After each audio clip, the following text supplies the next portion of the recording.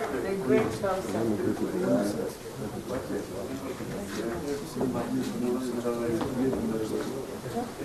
What's the good? I have my phone.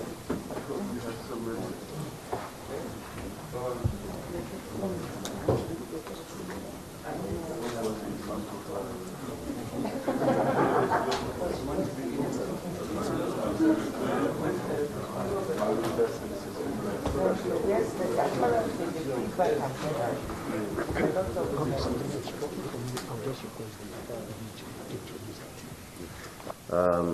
when we were together at the villa yesterday, you said in the 73 years, right, of the existence of the WTO, a female has been given a chance to head that institution.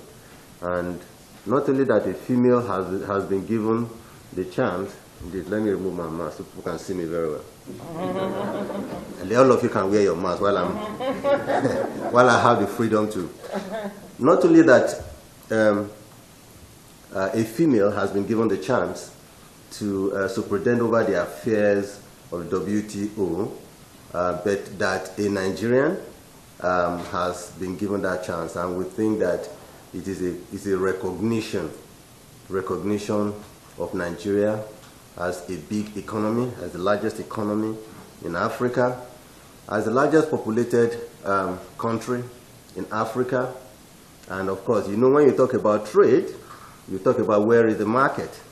And if you're talking about the market in Africa, naturally your first point of call, given that Nigeria has the largest population of over 200 million people, you would naturally think about Nigeria if you want your business to thrive in trade. And we're delighted that a Nigerian has been given that chance. We thank you immensely.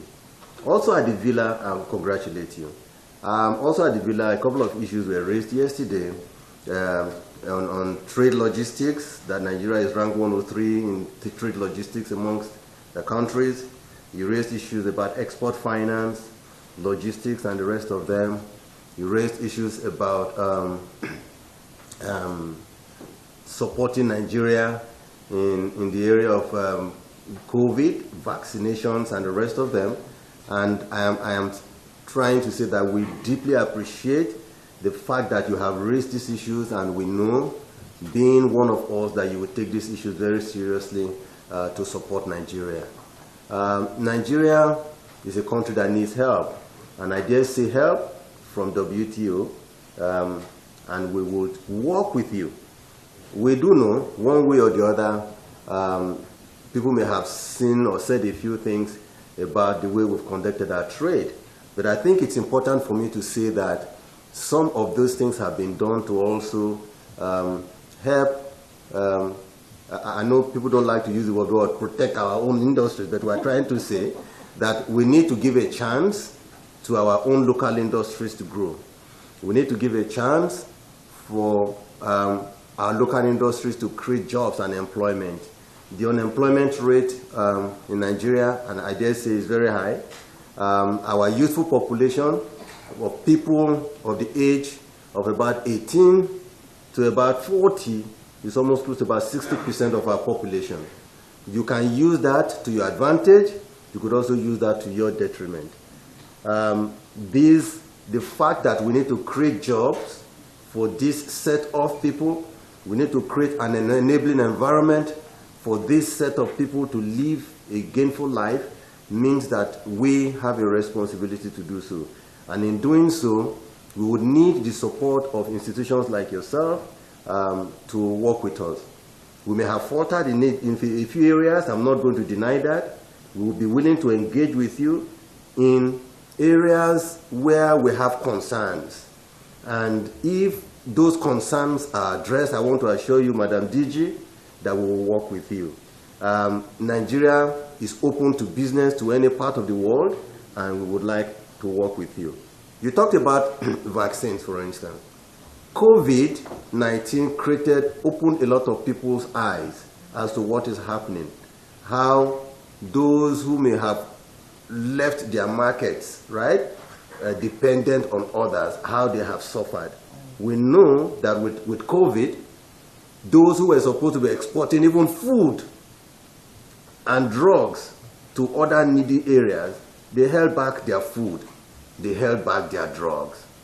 And I must say that Nigeria, being a very big market, being a big country, Nigeria, with the way God has endowed it with human and material resources, I think Nigeria should be able to do something to shield its own people and ensure that we provide for our people what they need, so that we are not so heavily dependent on others.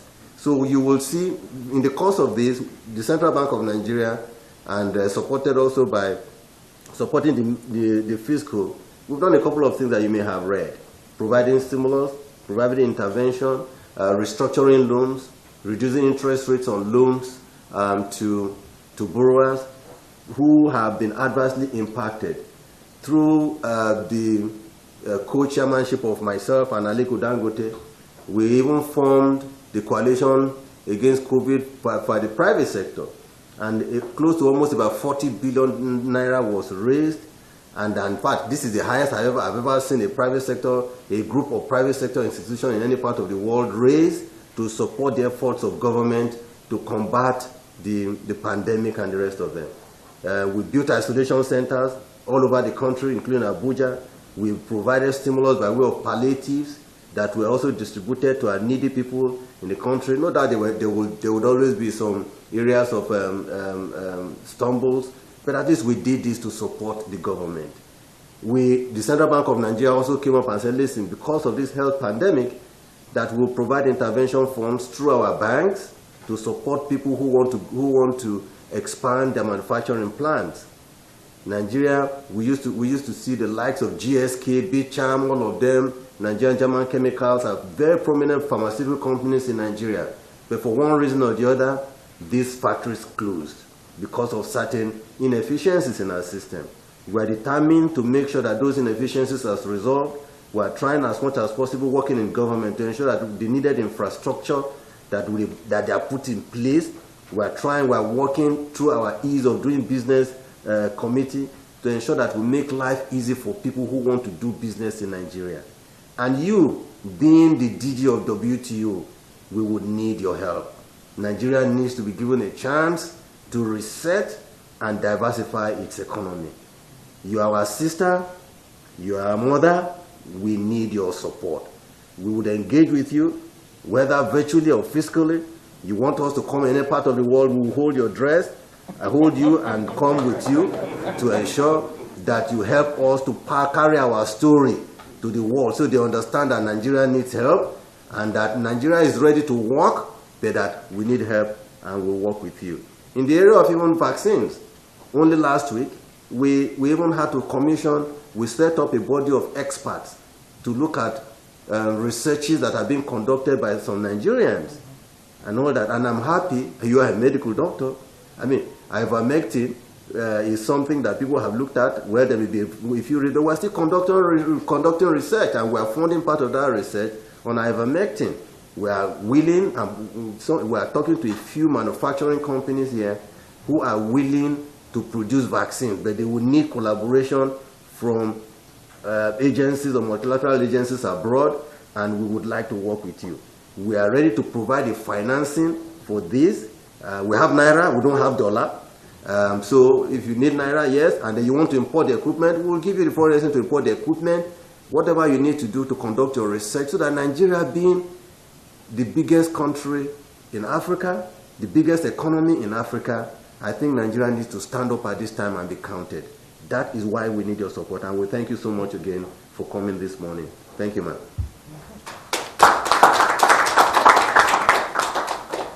Well, it's nice to be here. It feels familiar coming back here. Your Excellency PAMSEC of the Federal Ministry of Industry, Trade and Investment, Your Excellency, the Ambassador of Barbados to the UN institutions and the WTO in Geneva, Your Excellencies, Ambassador Tunde Mustafa and Dr. Abdul Hamid Adamu, Directors of the Ministry of Industry, Trade and Investment, Gentlemen and ladies, I did see a lady of the press. Thank you for being with us. I just want to start by thanking the governor for what you've just said, you know, the frank discussion and the points you've raised. And I'm happy to be here to talk to you because there are several things with the central bank that I think it's important to discuss with you and your senior management team. But I want to take some of the points one by one. I want to begin with the COVID and the vaccine. After this, we're going to see the Presidential Task Force. And I'm particularly happy and proud that we were able to get the first set of doses of vaccines to the country, with another 12 million doses to follow. And I remember you're calling me very concerned about and asking how the private sector could help. And this is my role with the COVAX and as envoy of the WHO working on trying to get these vaccines here. You called, you were concerned, you said what could the private sector do, and we talked about their help in logistics. Because once the vaccines arrive, distributing them properly is also a very difficult thing. And I really want to congratulate you on having assisted to make that happen. This is a very good thing. I'm working with the private sector to raise the substantial amount you did to make sure that our people have access. So thank you for doing that, and congratulations on that. Let me push further on the issue of the pandemic and the impact it has had on our economy and our health system. It has now opened our eyes, as you said, to see that we need to start doing something about the pharmaceutical industry in Nigeria. Africa itself imports over 90% of the pharmaceuticals it uses. This is according to the Economic Commission on Africa. And with a population, with the African Continental Free Trade Agreement, a market of 1.3 billion people, of which Nigeria is the largest with over 200 million. I think there is room. We should ask ourselves the questions you raised, Governor. Why is it that the pharmaceutical companies that opened here struggled and closed? What are we doing to make sure, as you said, this doesn't happen? What are we doing to see that our own domestic manufacturers of pharmaceuticals have the appropriate environment they need? We've now seen what happens. If you have this pandemic and you don't have some ability to provide, you have to wait. Sometimes in a queue where there's supply scarcity. And we've been pushing and pushing through COVAX, but you see everybody is demanding these vaccines. So I think, and medicines, I think we must learn the lessons now, because there'll be another pandemic in the future. What are we going to do now to establish the capacity, reinvite investment into that sector? And yesterday with Mr. President, I mentioned that we should start thinking of establishing capacity to manufacture vaccines now. It takes time. It takes time. It takes years. This is a business I know something about, to be able to have a certified manufacturing plant. So we should start now to see how, with a public-private partnership, we could begin to attract investment. And perhaps later we'll talk a little bit more about it, because at least one vaccine manufacturer approached me and said he had tried to set up something here, but the atmosphere was not very welcoming. So, Governor, I just want to raise that we need to ask ourselves about our environment for investment, both for our domestic private sector as well as the foreign private sector, so we can support our own pharmaceuticals. And as I say this is one of those areas where I see tremendous opportunity. I'm always looking at the cup half full rather than half empty. Yeah, I see an opportunity for us to do much better, create more jobs. We have the talent in terms of people we need in this country. So let's create the right environment for manufacturing in the pharmaceutical industry. So that's one set of areas where I think we can really do something. I want to push a bit further on trade logistics. You spoke about the fact that I mentioned yesterday that Nigeria ranks 103 out of 167 in the Trade Logistics Index. So it isn't very good. But again, this is an opportunity for us to improve. If our logistics are not sound, we don't have the kind of transport system, the kind of energy system we need, we are not going to be able to move. So that's an area in which we can try to improve. And the private sector is very much needed. You know, logistics in many countries also carried out by the private sector. The government partnering with the private sector can do quite a bit. And I'll have an opportunity to talk to them today. So we need to improve in that area if we want to diversify our sources of revenue. Because our economy is already diverse. But like I said, and I will never tire of saying it, how do we add more value to our products in this country? Yesterday I gave the example of shea butter and sesame seed, which is very much needed and sought after for cosmetics. We are one of the largest producers, but for a long time we could not sell in markets abroad because the quality was not up to standard. We had issues with sanitary and phytosanitary barriers that we couldn't meet. But the WTO with the International Trade Center was able to come in and working with a cooperative, do a lot of work to improve quality, get NAFDAC certification, and thereafter they're selling in so many markets, as I'll elaborate further in a speech today, to Egypt, Jordan, Dubai, you know, and now they've penetrated the UK and US as well, because we were able to help that cooperative in Oyo State upgrade the quality. That's one example where the WTO can actually deliver specific support and touch the lives of ordinary men and women in this country. And that's what we are aiming to try to do. But permit me for, or forgive me for spending a little bit of time on this issue. The reason is I feel that we need to begin to talk about the transition of this economy from an oil and fossil fuel-based economy to one that is dependent on other sources of revenue and job creation.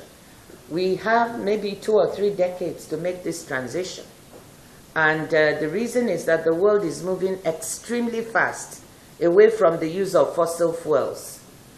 Some countries have said that by 2025, they will no longer have cars based on petroleum in their country. It will all be electric.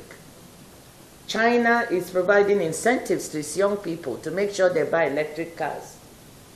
In Europe, they are moving very fast to lower carbon emissions.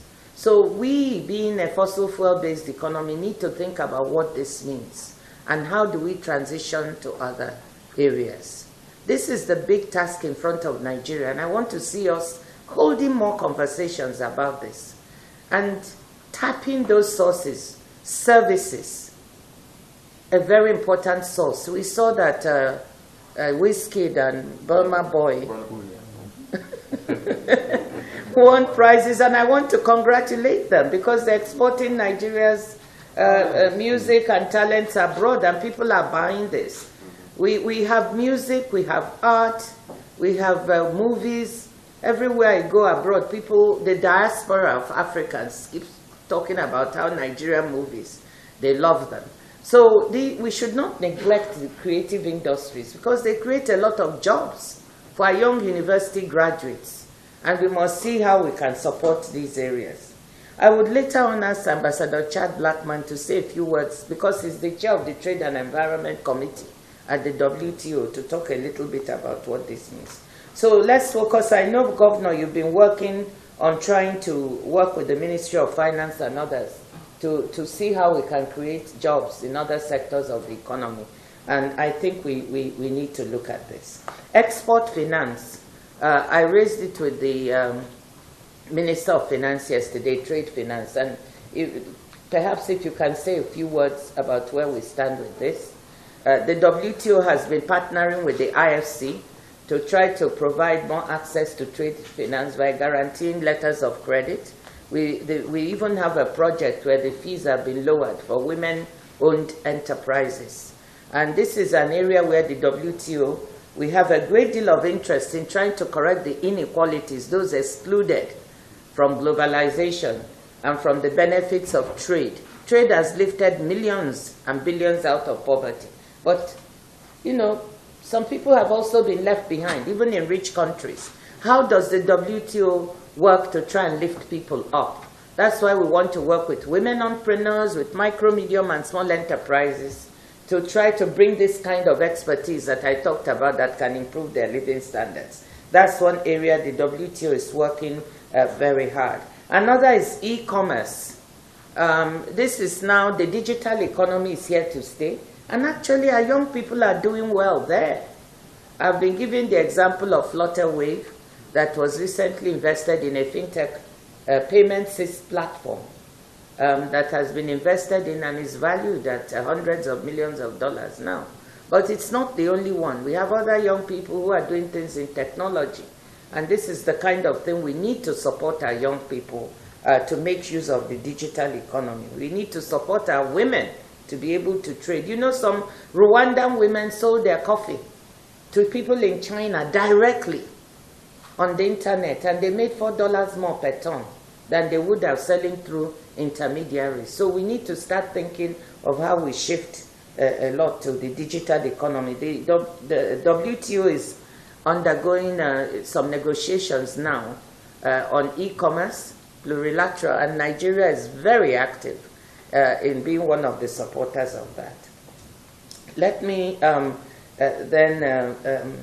quickly move to a little bit of a touchy area. You talked about protecting our industries, and I just want to say that WTO has what we call trade remedies, which can help us without banning things. We can be able to protect our industries against dumping and cheap exports and cheap imports and so on, if we use those remedies. I understand Nigeria is trying to establish a trade remedies authority, and I want to strongly support that, so we can use those remedies as a tool to help our industries to grow.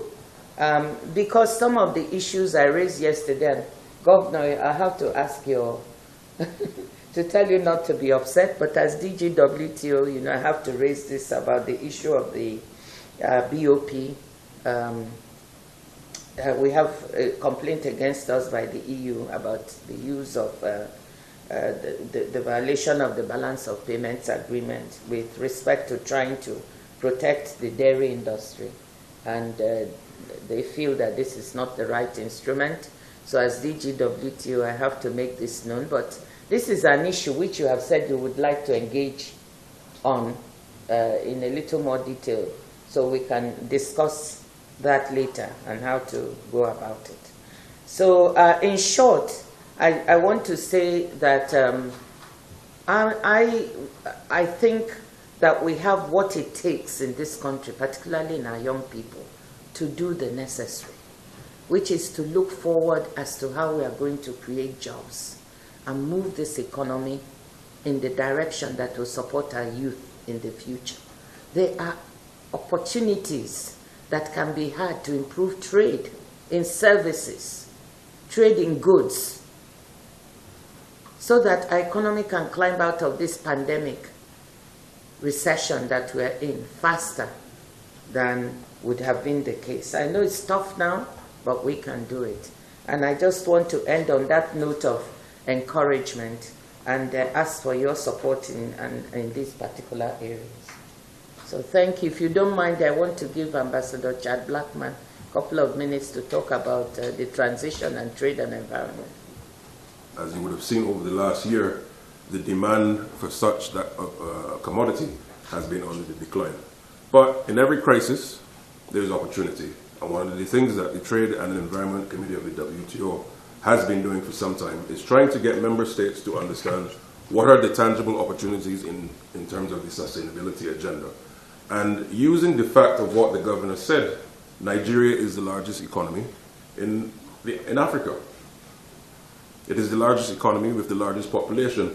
So therefore, you have a comparative advantage in terms of what you can do. So therefore, how do you transition your economy into a sustainable one? And I can tell you, the economy in the world, not just in Africa, and this is something that you can think about, the economy in the world that will produce goods and services that are sustainable, fit for the environment, will be the economy that is going to be ahead of the global curve and therefore it will renound to the benefit of your domestic economy, because your exports will have a greater demand. As you heard the Director General allude, companies and the private sector abroad, they're now moving away and also offering incentives for goods that are sustainably strong.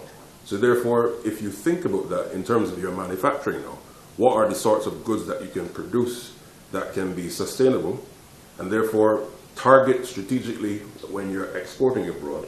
That is the sort of thing that you have. As I said, you have a very strong and robust private sector in Nigeria. There's no doubt about that. So therefore, conversations also ought to be had with your scientists, with your inventors. What is the gap in the market globally, and how can Nigeria fit and produce for that gap? And once you start to think in those terms, you will then start to see a shift. Equally, there are lots of opportunities. For example, the issues of plastics pollution. Countries around the world are now banning single-use plastics. But if you're banning a resource, then there has to be an alternative. Because, for example, in the use of e-commerce over the last year, particularly in the advent of COVID-19, there has been an increase in online sales of goods. And as you know, most of these things are packaged in plastics.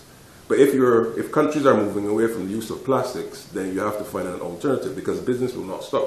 Therefore, there is a gap in the market, or there's a potential in the market for your investors, for your business sector to start to create things that the market needs, but is sustainable. So as I said, in moving away, as the Director General alluded to, there are lots of things that you can also look at. And also, for example, the issue of the circular economy. And I'm glad that we're having this conversation in the central bank, because when you talk about the circular economy, you're talking about the use of goods that have gone out of their life cycle and they're no waste, but you can then reuse them into other methods. However, the issue has been that developing countries face a financial constraint. How do you finance developing countries' capacity to be able to enter and really maximize the potential in that market?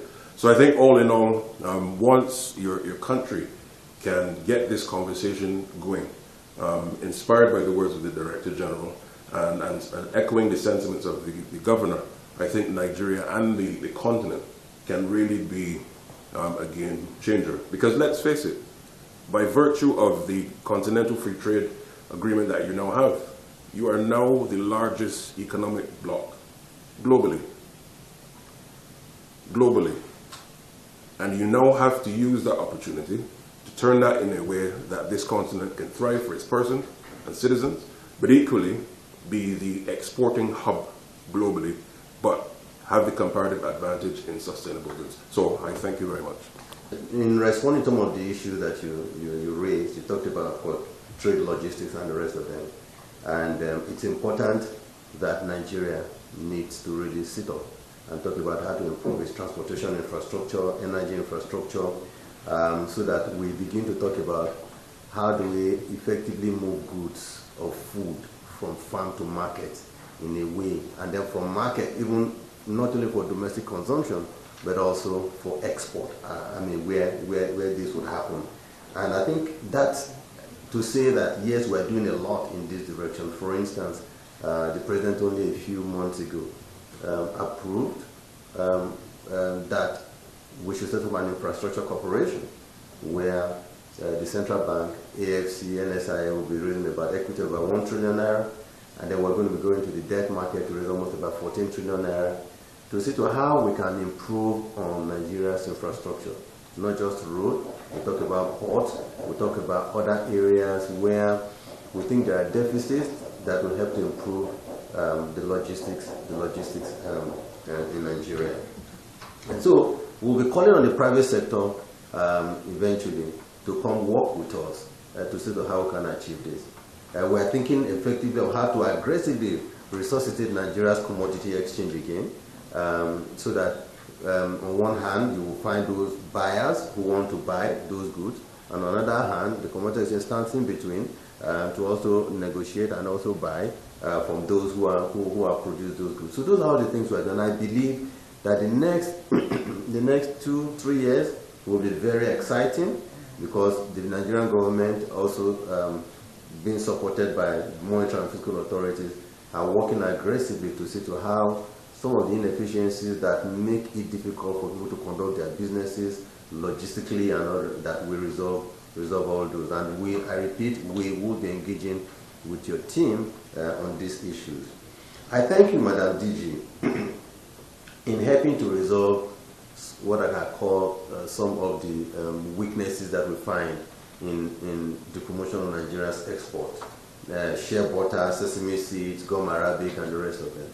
It might interest you, Madam DG, that Nigeria would be the largest producer of sesame seeds. I mean, sesame seeds and even shea butter. And I know here in Niger State, shea butter seeds, right?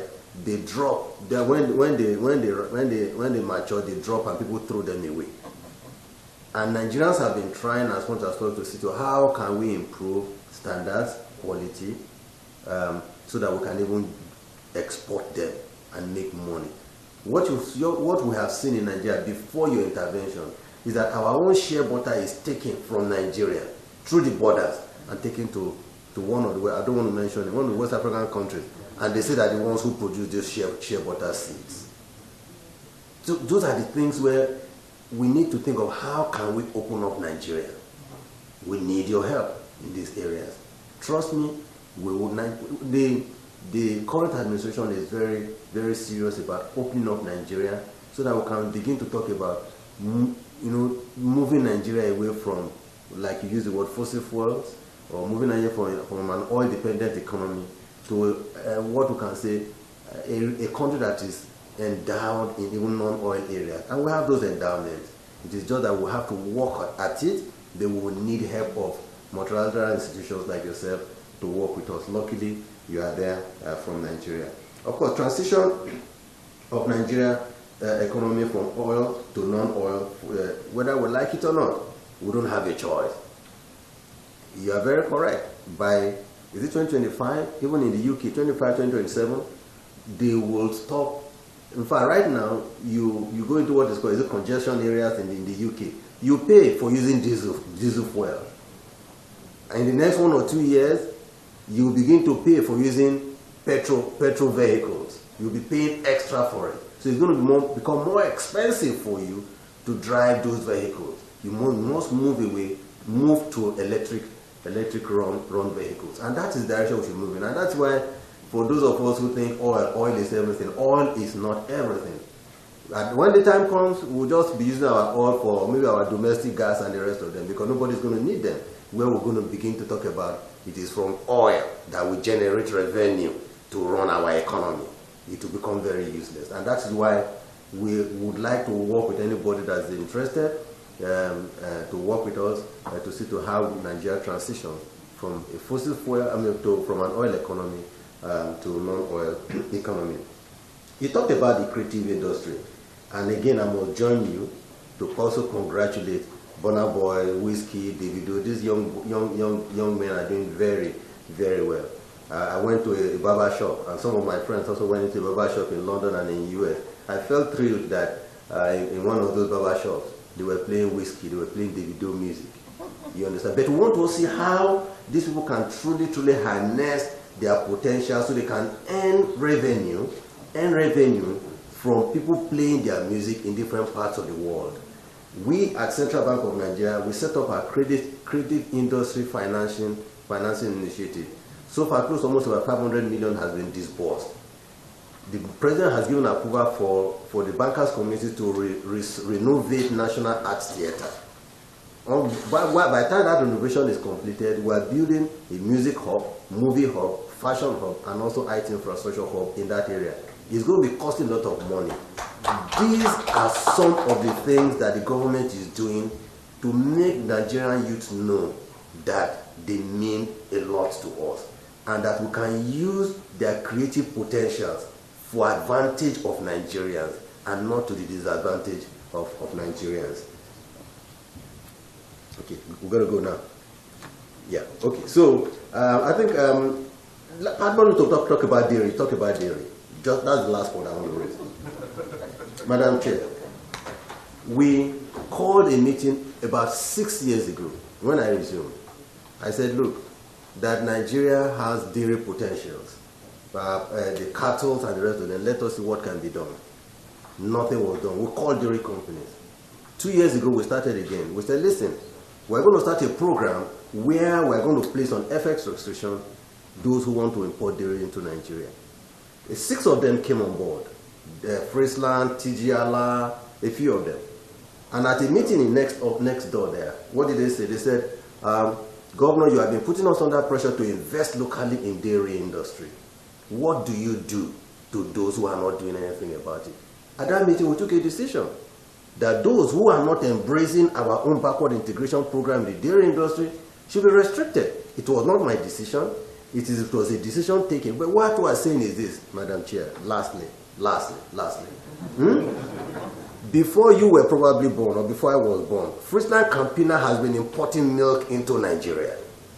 How come for over 60 years, nothing has been done by this company to backward integrate and begin to produce dairy in Nigeria? Does it mean Nigeria does not have the potential? The answer is no. So that is why we in the Monetary and Fiscal Authority must put everybody's feet on fire to ensure that the right things are done for the good of Nigeria and Nigerians. Thank you very much. Sorry, Governor, I have to just say one word.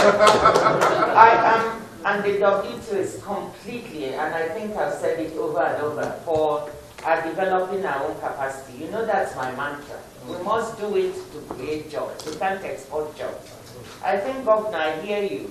The only place where we might have a divergence is, it's not even a divergence, it's the approach. So what I'd like to discuss with you is how do you use WTO trade remedies? And it is a very detailed discussion, so I think we should take it offside. Yeah. We can use those trade remedies to help us develop our own industry and our own capacity for dairy and other products. So I'm completely with you. I think it's a question of how. So perhaps we can discuss that. Thank you very much. Thank you, sir. Okay. We are leaving. Oh, group photograph. Presidential- Photograph.